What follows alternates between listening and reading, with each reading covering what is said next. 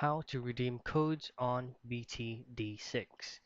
Now, BTD6 is actually not a free-to-play game, so you'll have to pay for a certain amount of money for you to be able to enjoy and play the game.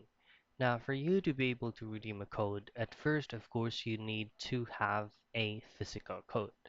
Now, once you already have a code, all you have to do is just log into your game and then head to your game settings.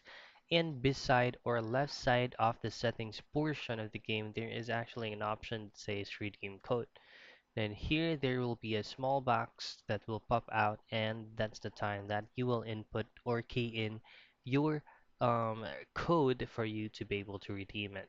Now, once you have typed in your code, just click on redeem code and tap on OK for you to be able to enjoy and take advantage on the code that you're using. So that's it. That's how simple and quick you can redeem a code on BTD6.